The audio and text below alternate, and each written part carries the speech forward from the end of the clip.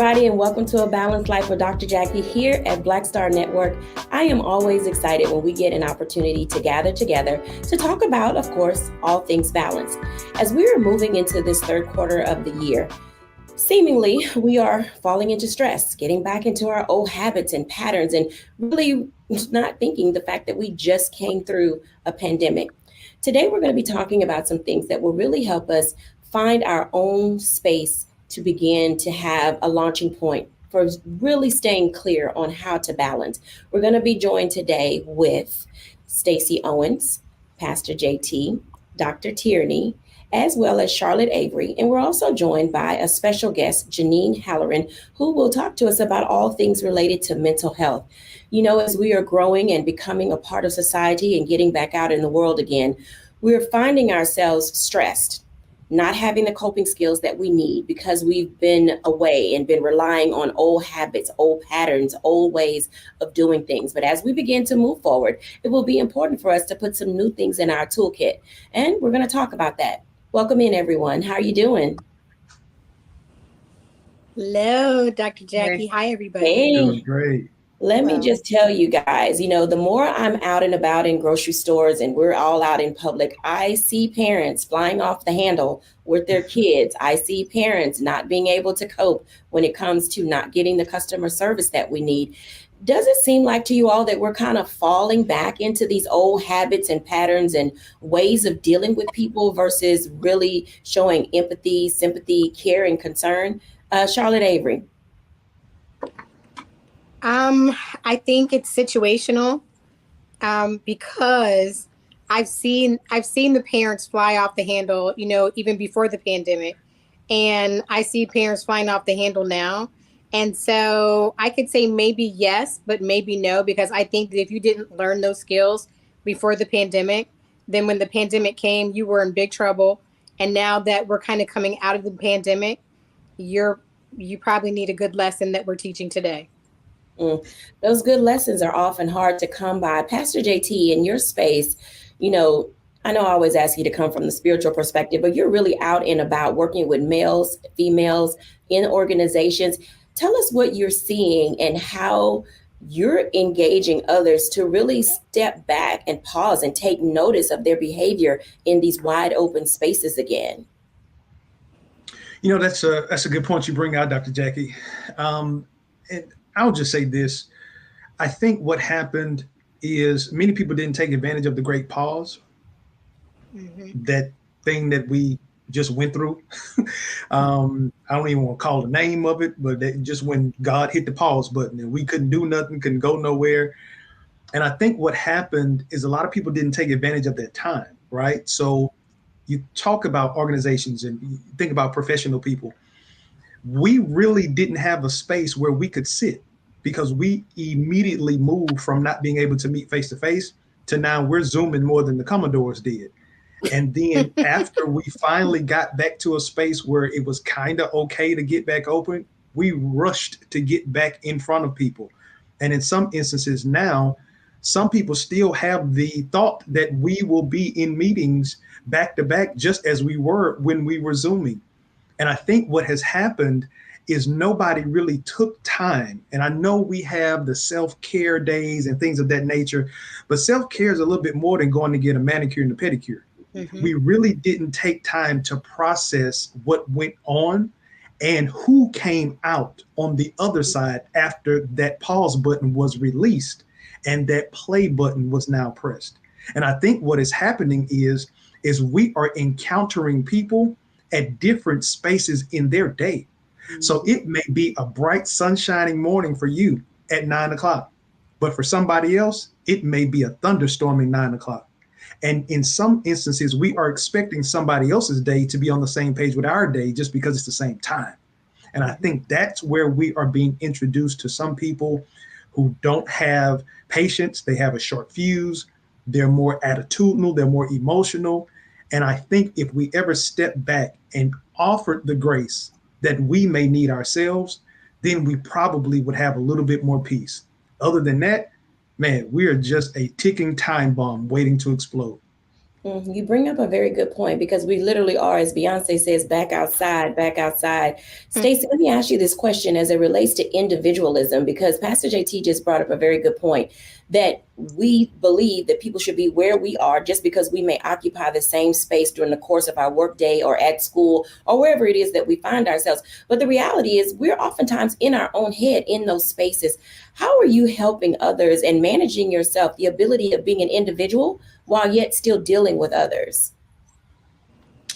You know, everybody can only bring their individuality to the table.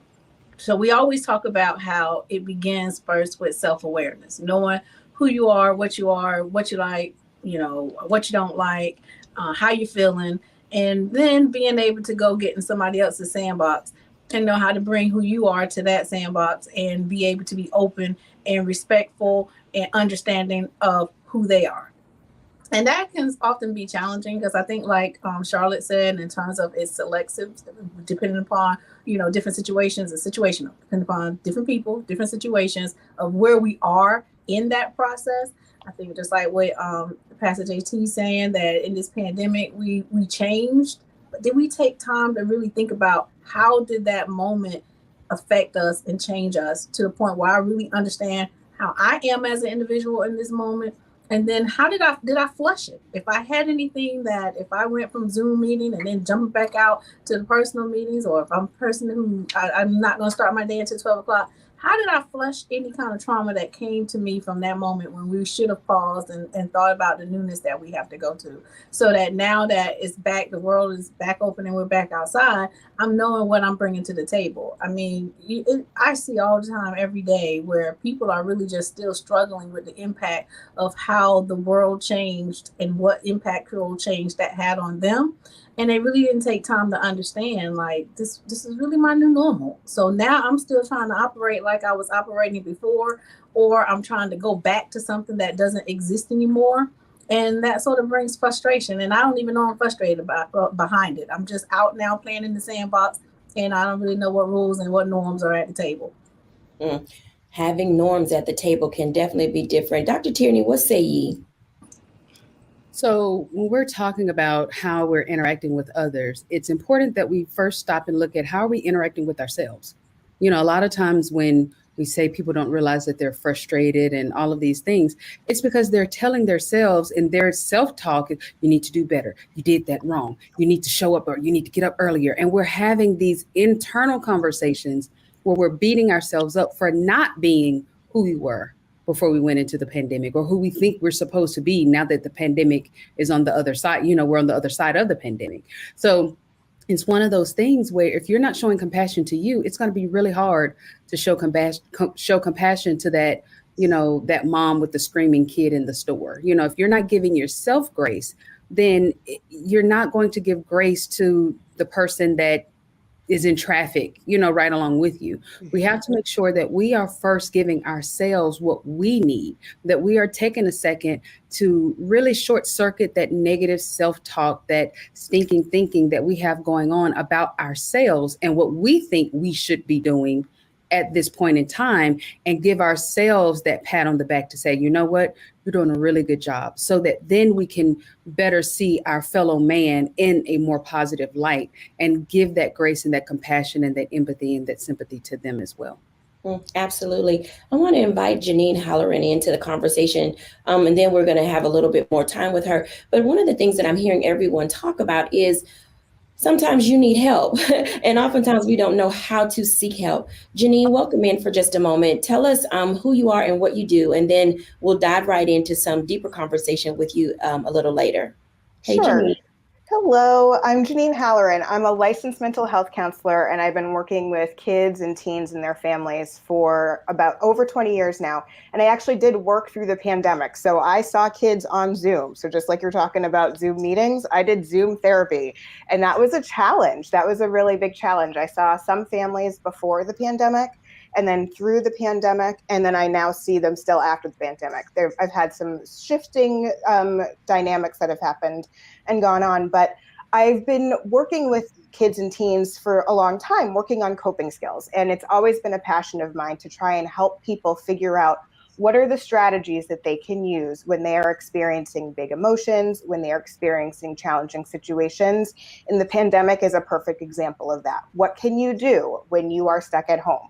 What can you do now that you have to go back out into the world? What can you do now that we're at this place in the world and what we're doing? So I love to be able to try and help kids and teens especially build those coping skills so that as they are getting older, when they grow up, they have coping skills and walk into the world as coping adults. That's what I'd really like to do, is start early so they can do it later. And I'm going to help the adults too. I'll get there eventually, but I'm working on kids and teens right now. Well, no, I think that what you're saying is very valuable to us because we all, in some form or fashion, whether it's professionally or members of our family, we do encounter, as Charlotte Avery calls them, littles, middles, and bigs. And knowing how, as an adult, to work with your children when they're younger, when they go to middle school, and when they go to high school, and when they go to college is very important. When we come back after the break, I want to talk a little bit about peopling, because this may be where we find ourselves, and a lot of our frustration comes from people doing what people do. And oftentimes it's healthy, and other times it's just the most and too much. We'll be back after the break.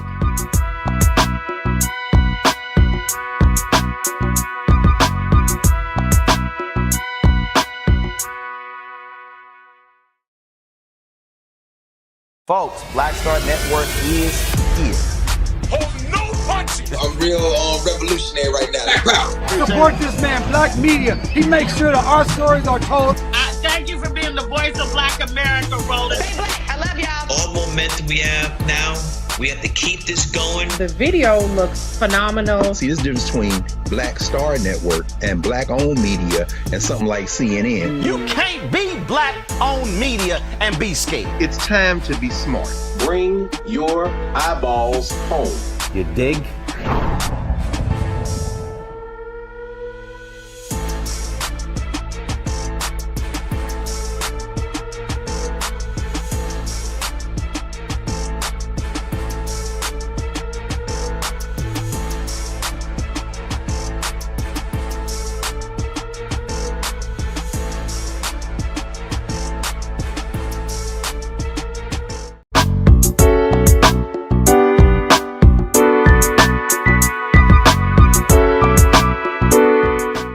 Welcome back, everyone, to A Balanced Life. And as you can tell, there are going to be times in our lives where we are engaging with ourselves, with other people who may be all over the place. And sometimes figuring out how to rein in attitude, rein in behavior, trying to figure out when is a great time to just tell someone, as Pastor JT said, press the pause button. Let's have a conversation about what's really going on so that we can all get back into some semblance of normalcy. Now, we haven't talked about a new normal in a while, but I think that we're there. People being ready to develop what will look like a sustainable new normal. I want to invite Janine and Charlotte into this level of the conversation because something that Janine mentioned was, how do you help people cope? Charlotte and Janine, welcome in.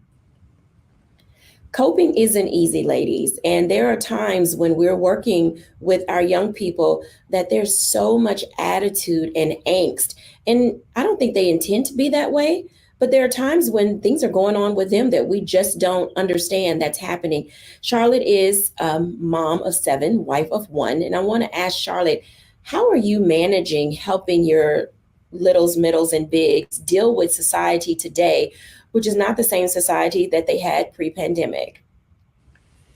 That is a super duper question, Dr. Jacquie. You know, for me, having so many different age groups in our household and our family, you know, I deal with each person one child at a time because they're all so different. They all have, although they, you know, have some similarities, they're all different in their dynamics and how they communicate and how they deal with their emotions and how they cope. You know, I have some kids who are just so tearful and some kids who are just, you know, sometimes just getting their aggression out, you know, whether it's through yelling, which is also some learned behavior that they learned from me, whether it's just through, you know, going and moving away from other people and finding a place of solitude and being by themselves or journaling or whatever. It's really dealing with them individually and dealing with them in the season of life that they're in, because I can't expect for my 9-year-old to cope and be able to cope and have certain coping skills like my 19-year-old.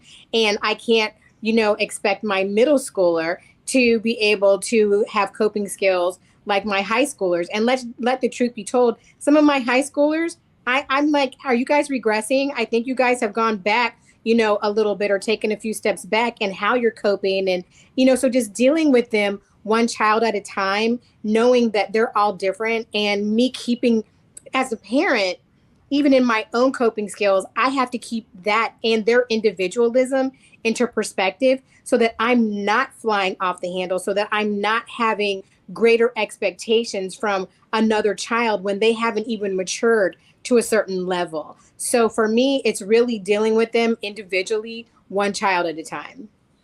One child at a time. Janine, what does that look like when Charlotte speaks of coping skills? How do you get them? Are they learned? Do they just pick them up? How do kids get coping skills? And then how do parents get them in order to give them to their children? You know what I think is really interesting is that coping skills it can be learned. Absolutely. There are some things that come sort of naturally. Some coping skills sort of come naturally because you see your parents doing it. So if you have a parent who says out loud, I'm feeling frustrated, so I'm going to take a walk.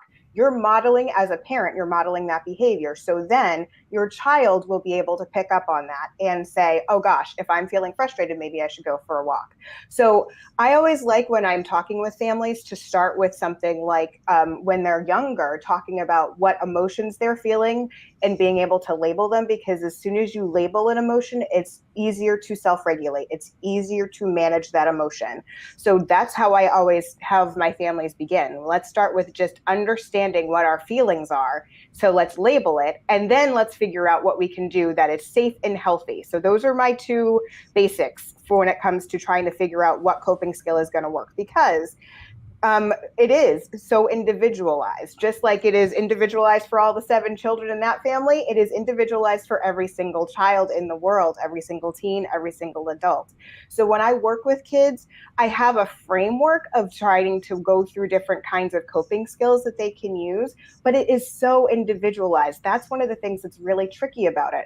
And it depends on what you're feeling. It depends on where you are. It depends on, what you can and can't do. Are you by yourself? Are you with another person? Can you do the thing that you want to do? So I always like to be able to introduce kids to a lot of different ways of coping. I like to talk with them about learning how to take deep breaths, about ways they can relax their body, ways they can move their body, and doing that all important work of processing, talking about what happened, talking about what we can do the next time. So absolutely, coping skills can be learned. It can just take a little bit of time, which is a little bit frustrating. As a mom of teens myself, I understand that.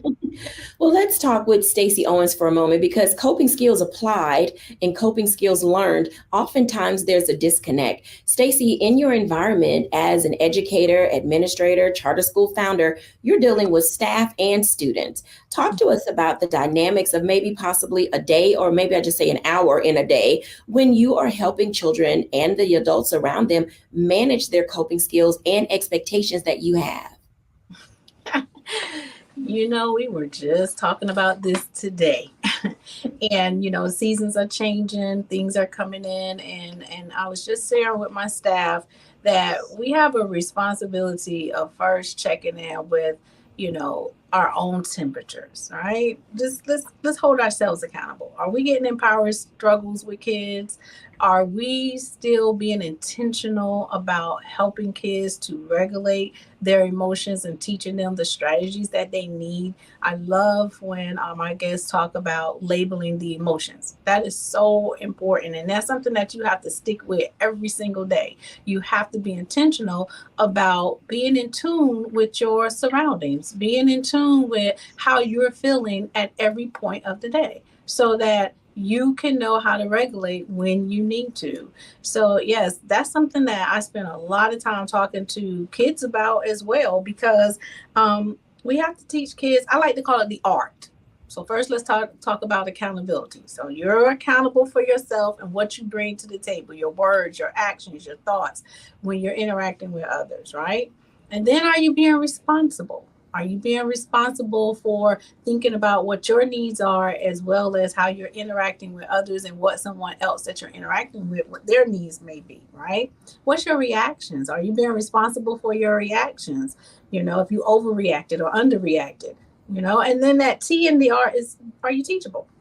Are you being able to listen to the feedback, the verbal and nonverbal feedback that your friends or the staff or the students are giving to each other? You know, are you looking at how someone is responding to what you're trying to share with them about how you hurt them or how you help them or so forth? I mean, that's the art of being able to come together and really manage how we're going to people with each other. Ooh, people, and especially when they're little people. And I know later in the next block, I'm going to talk to Pastor JT and Dr. Tierney about adult peopling. But when we're dealing with children and the people that they come into contact with, how much is being projected onto them? Because oftentimes literally, kids can be told to do a thing, but it may not be the thing that they would do naturally or, you know, out of their own understanding. And people, adults specifically, have a way of projecting behaviors onto kids. Do you guys think that that's dangerous for adults to project attitude and behavior onto children? I'll give you an example that I'm thinking of, and you can bring Charlotte back in for this part as well. If I say to one of my nieces, you know, you probably really shouldn't flick the lights off and on like that because your sister may, you know, get an attitude. Well, I don't know if she's going to get an attitude or not, but because I said that, now I've projected a potential behavior onto a child, which maybe they wouldn't have even taken it in a negative manner. So oftentimes, do children, how does this come about, this projecting negativity onto kids and the danger that it has for them? I'll start with Charlotte. I definitely think that it can be a very dangerous situation. And yes, I do think that sometimes we do that. I mean, I know, and I'm guilty of it. I'm guilty of doing that sometimes because of how I know that some of my other children are built. And so sometimes I do project what I think might happen versus just kind of waiting to see if it will play out. And then also seeing how they will be able to respond to each other, because sometimes they don't need me stepping in to manage a situation unless it's like, you know, somebody's like killing somebody or whatever.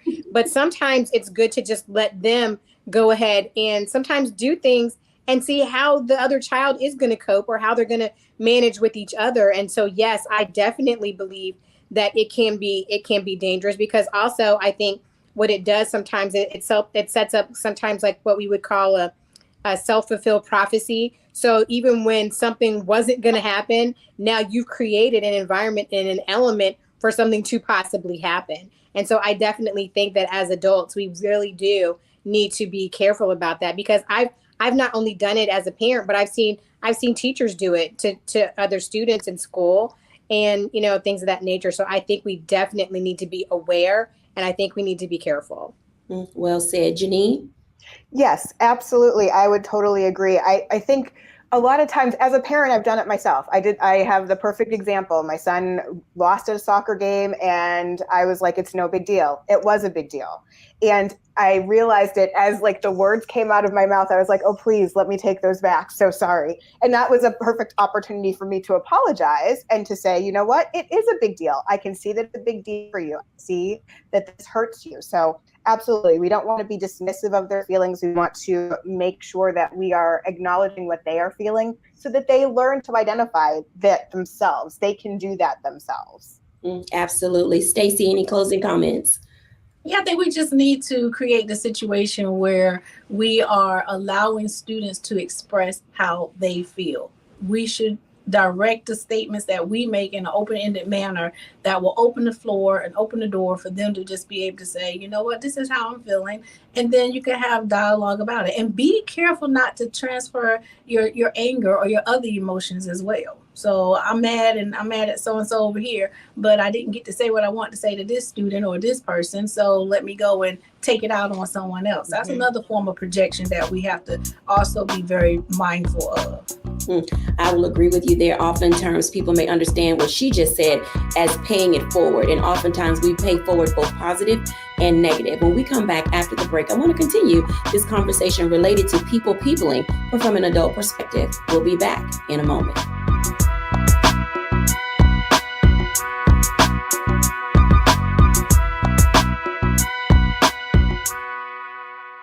Hello, I'm Isaac Hayes III, founder and CEO of Fanbase. Listen to what I'm about to tell you. The window to invest in Fanbase is closing. We've raised over $10.6 million of our $17 million goal. That means there's room for less than 6,370 people to invest in Fanbase for the average amount. The minimum to invest in Fanbase right now is $399. That makes you an owner in Fanbase today. Go to startengine.com/fanbase to invest. Why? Because current social apps have taken advantage of users for far too long, with content suppression, shadow banning, harmful racist content, and no real tools for monetization and equity. Fanbase has over 1.4 million users and counting, allowing anyone to reach all their following and monetize their content from day one. Social media is the new TV, and whoever owns the apps that distribute that content have the opportunity to own potential billion-dollar companies. While big platforms with uncertain futures are failing to serve their users, Fanbase is stepping up to fill the gap. Don't wait until it's too late. Invest now, invest for yourself and your future. Go to startengine.com/fanbase and own the next generation of social media.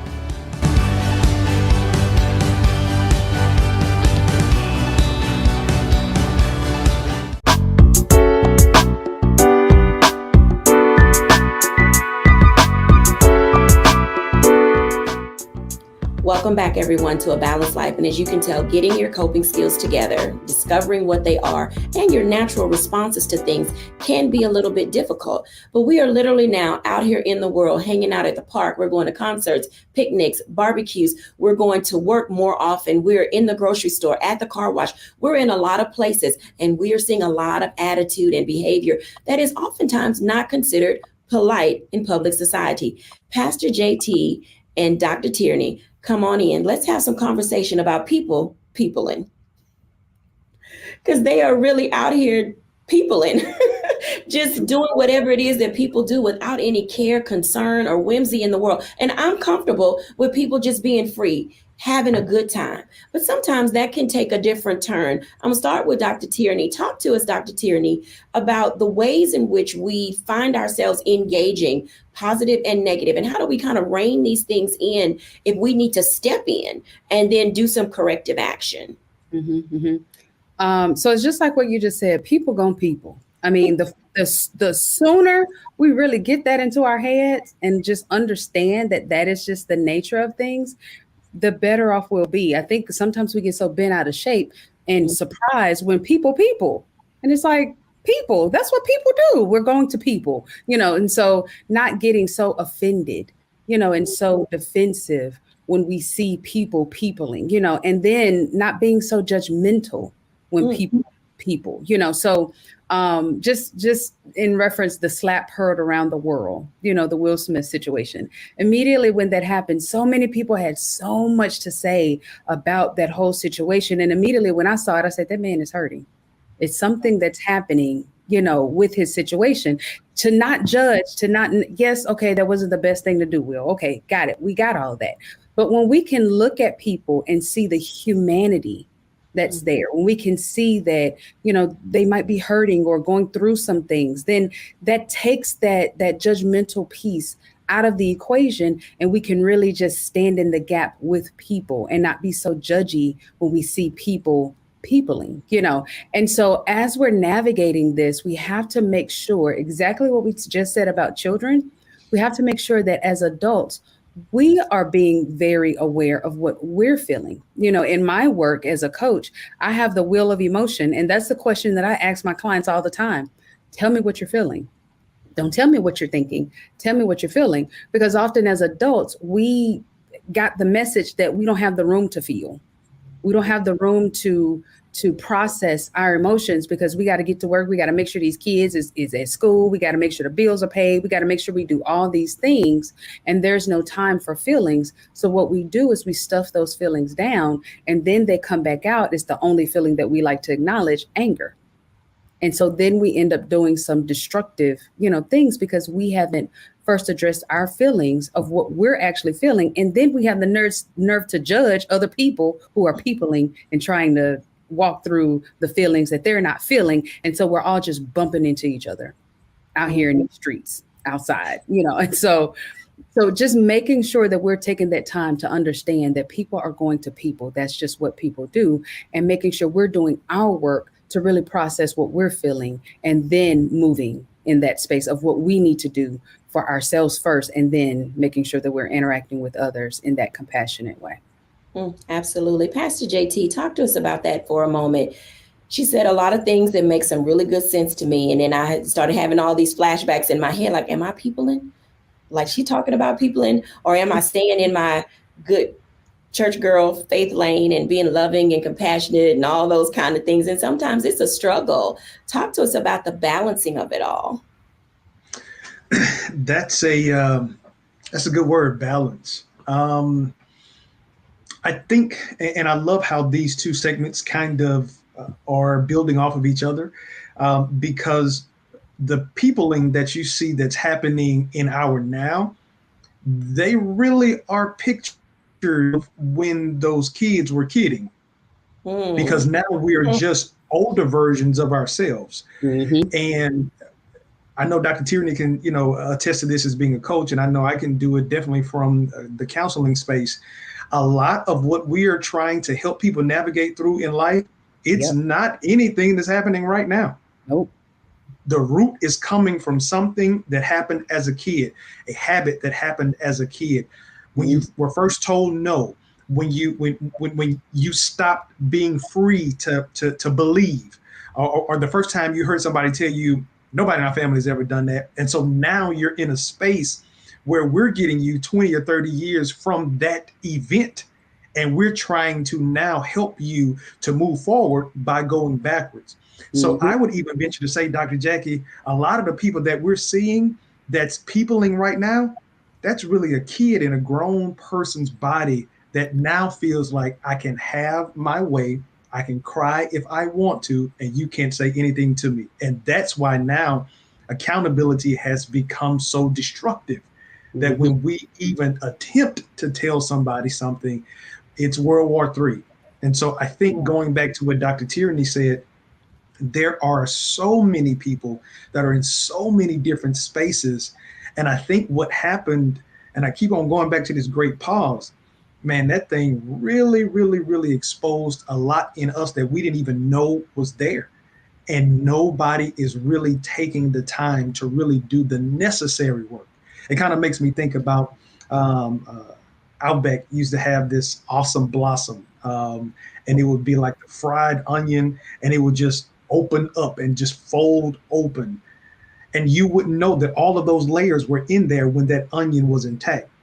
But when you dug in there and you start moving it over, you start to see there were some things on this side that I may not have even addressed. That's on this side that I need to address, but it's all in me. And as long as I stay bound, I'll never have an opportunity for the help that I need. So I would even tell anybody that's on right now, it's okay to open up, because this is the thing that I don't want to have happen. That there may be an opportunity, or there may be a situation that pushes you to the point where you people at the wrong time in front of the wrong people. Now that's a word. I want to ask Janine to come in for a second, because both of you, I have a question that I need to ask her. And it's that whole thing of, at what age do you start peeling back the layers? So if we don't want the 6-year-old self to show up in the 36-year-old board meeting, at what point do we begin to teach children how to pull back the layers, but also helping parents identify that the child is building up layers? Oh my goodness. You can start talking with kids about their emotions when they're 2 or 3. And you can start very simple. You can start with happy, mad, sad.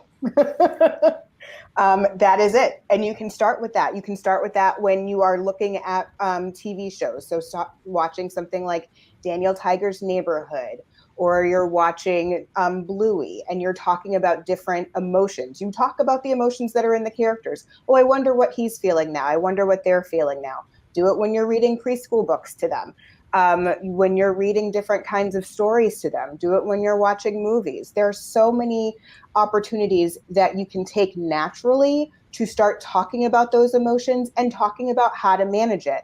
And noticing that when somebody is having a big emotion. So I love using Elephant and Piggy books. Mo Willems, those books are so funny. Kids love them. Don't let the pigeon drive the bus. But it's an opportunity for you to see, this is how somebody's having a big reaction and it's funny, but what do you think could happen differently? What do you think Pigeon could do to help him manage his emotions because he can't drive the bus? So I love to be able to use that sort of stuff and start when they're little. I started with my own kids when they were little, and it really has paid dividends. And I've noticed it. The younger kids can start when we're just talking about, emotions are human. That's what we do. And we then being able to manage them as they get older. I love that. I love to be able to help kids do that sooner rather than later. So we're not all in therapy at like 45 and 50 dealing with it.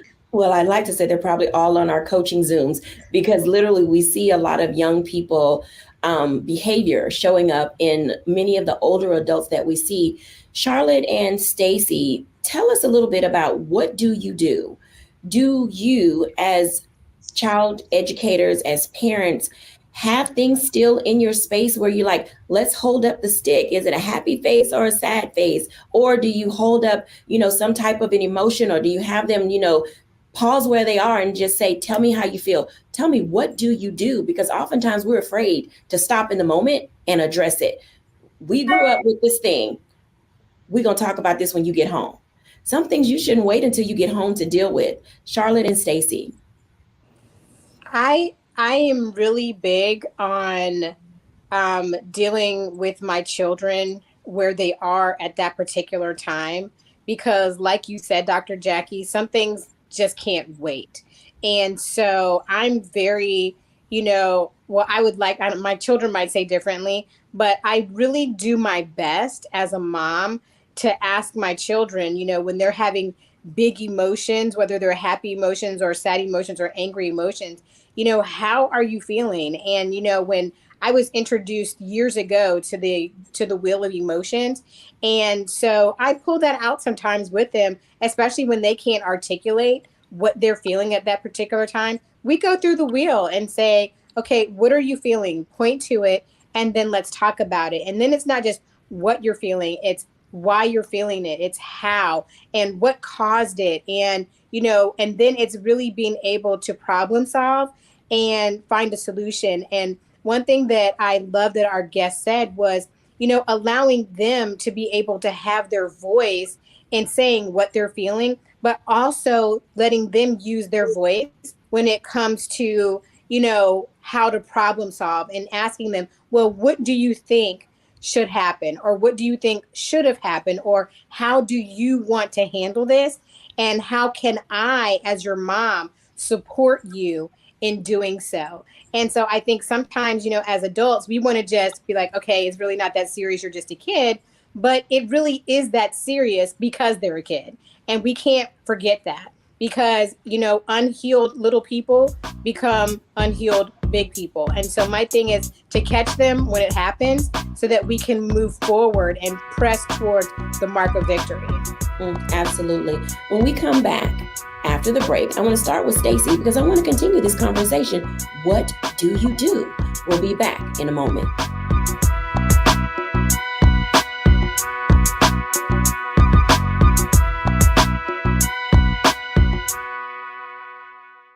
What's up, True Fam? It's your girl, Cheyenne. And yes, season 2 of True Talks is here, and we are turning up even higher. Yo, it's your man, Torre, the newest co-host on the set, and I'm bringing heart, heat, and hard truth every night. And we are keeping it all the way fire. Ain't no filters, ain't no fluff, just straight facts. Y'all know how we do. So stop scrolling and pull up to our YouTube at Truth Talks-Live. Like, subscribe, and smash that bell. And after you do that, join us, because we go live weeknights at 8 p.m. Eastern on all the coasts. Wherever you are, from culture to controversy, we say what everyone else is scared to say. We talk truth. Season 2 of Truth Talks. Let's go. Because this time, we ain't asking. We're taking the mic.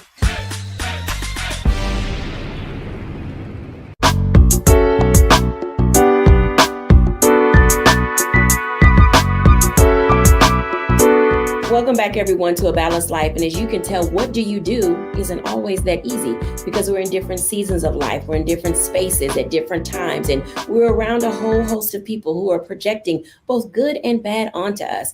I want to invite Stacey in to talk to us about that for a moment, about how in the space in which she occupies, do we help people discover how to do the things that are required and necessary from wherever they may find themselves. Hey, Stacey.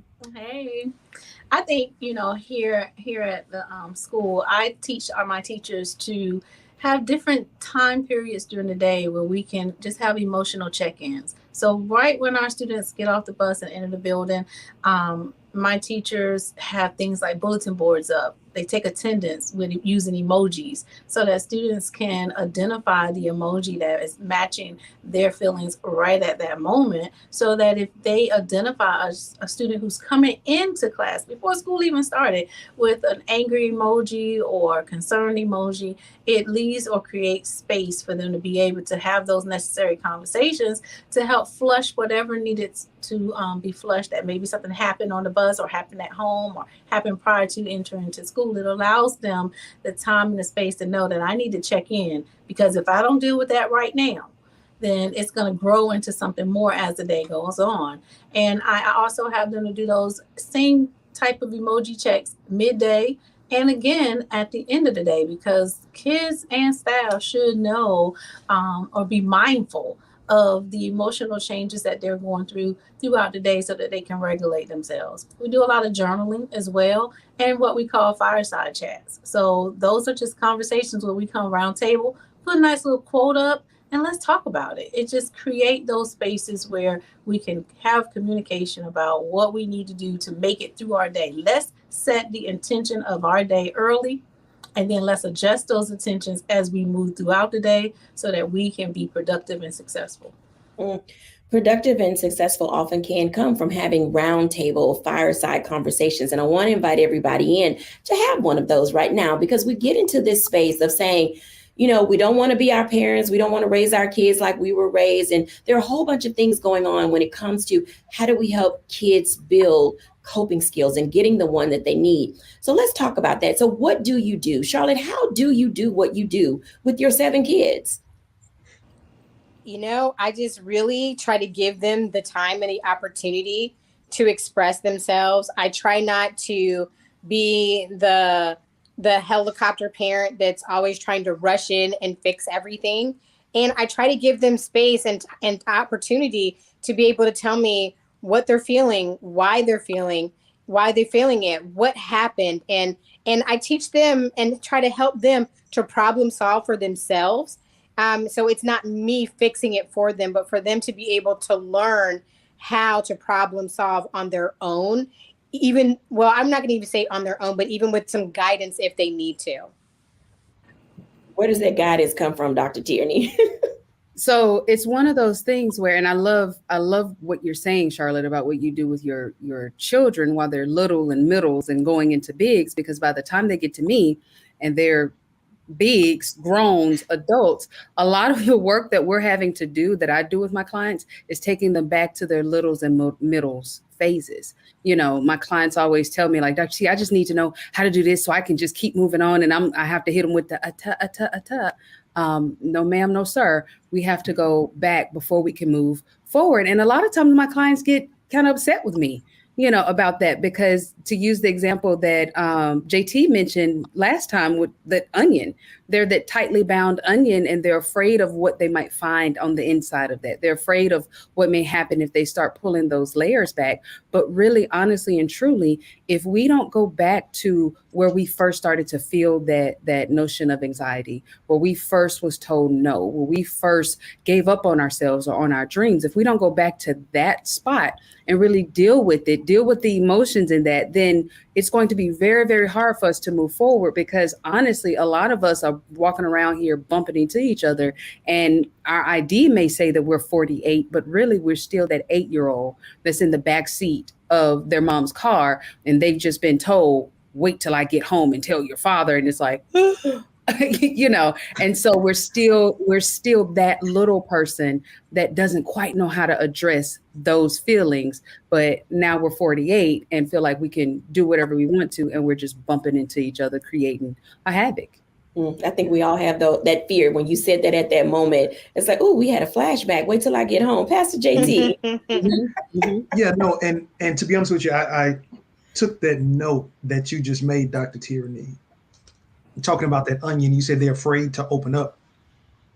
Kids innately are creative. They, as we would call it, they're getting into everything. They're inquisitive until somebody tells them no, until somebody tells them to stop, until somebody tells them to put all of that back in a bottle and tighten it up.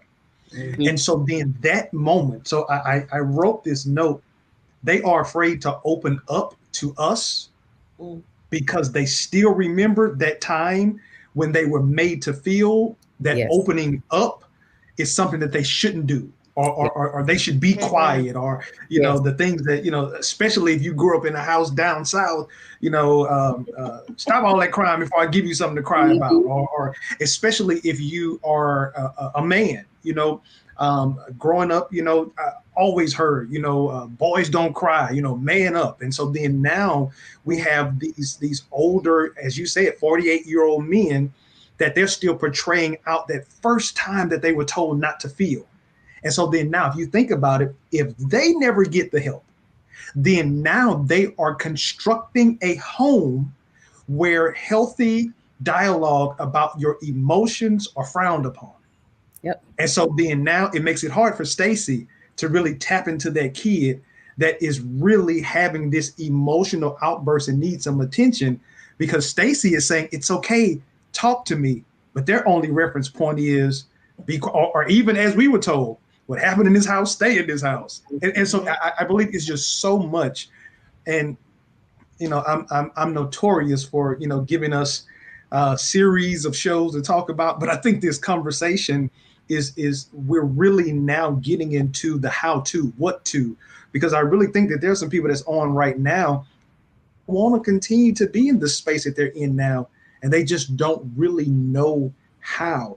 And I think that this conversation with all of us is really kind of opening that door for us to really kind of, even within ourselves, dig a little bit deeper and go into our toolkit and offer some suggestions that can really help people get in contact with their emotions and be okay with being emotionally free.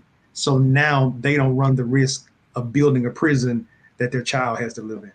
I want to ask Janine this question. What's the big deal about emotions? Oh my goodness. Well, because we're all human, right? So we all feel them. But if we're told to stuff it down and only show happy, like I was told in my house, only happy is allowed, basically, it really makes it hard to be able to know what to do when you're experiencing all of those different emotions. So, you know, for me, who grew up in a place where it was really hard to be able to, you know, I got scared when I was told, you know, wait till we get home.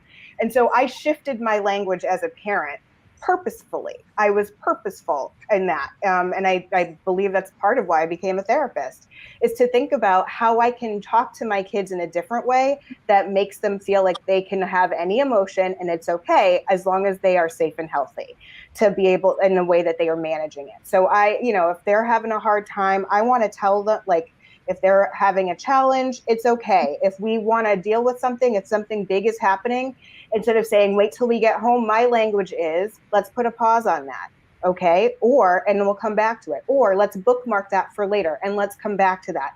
And then I use my own strategies that I've worked on through the years as in therapy and all of that, and working and doing all of this stuff, and being able to say, I need to go take a break. I'm going to go take a sip of water, and I'm going to go take a deep breath. I'm going to go outside and get some fresh air, and then we can talk about this. So it really is, there's a lot of self-reflection that happens as a therapist and as a mom that has happened for me through the years. Yeah. I'm going to ask everybody to think about, while I ask Janine a second question, but I want everybody to think about, what would we challenge our parents to do or not to do? You can pick either one as we're moving forward with building toolkits for kids.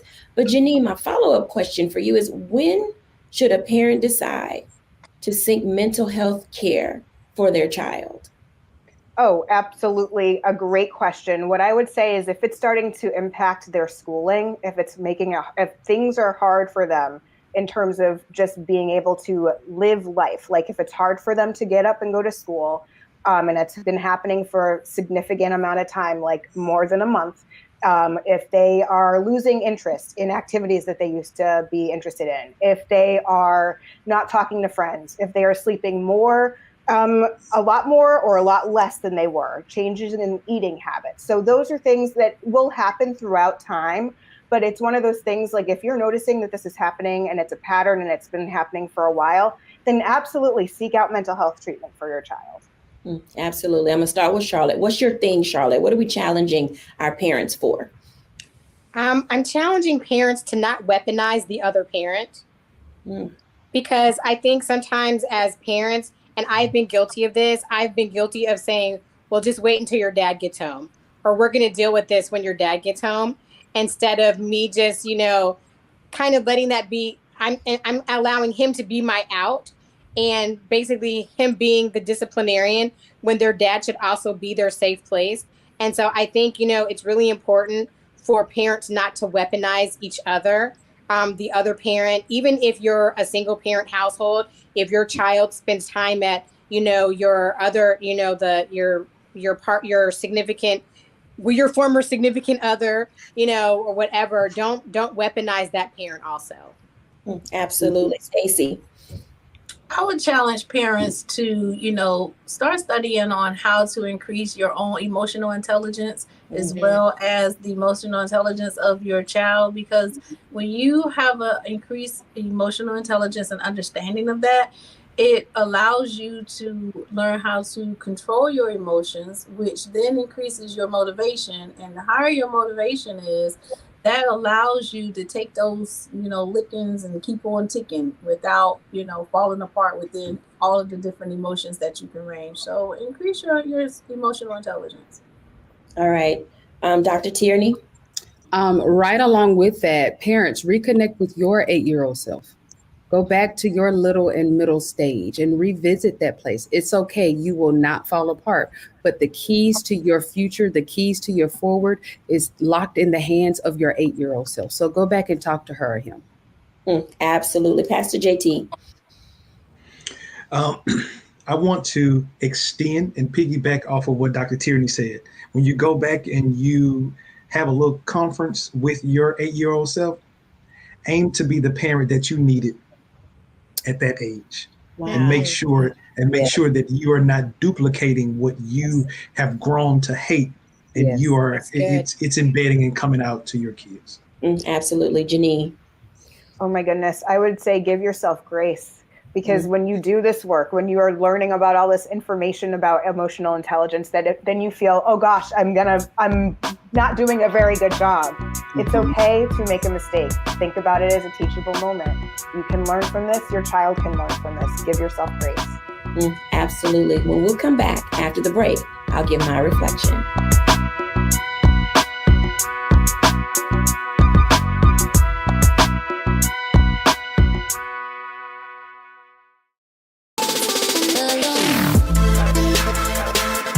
Hey y'all, welcome to The Other Side of Change, only on the Black Star Network and hosted by myself, Bree Baker, and my good sis, Jamira Burley.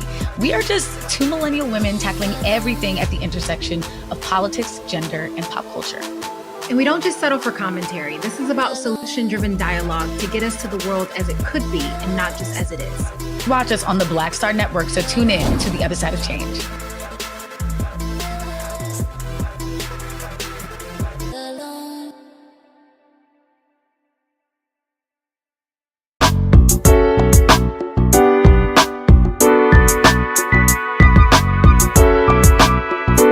Welcome back, everyone, to A Balanced Life. And as you can tell, learning to parent yourself and parent your kids is not always easy. But the one thing that we can all agree on is that it does require balance. It requires you to have an awareness of who you are. It requires you to take responsibility for the things that you do or do not do. But it also requires you to take the time that is necessary to pour into yourself and into your loved ones. Thank you all for watching. Bye now.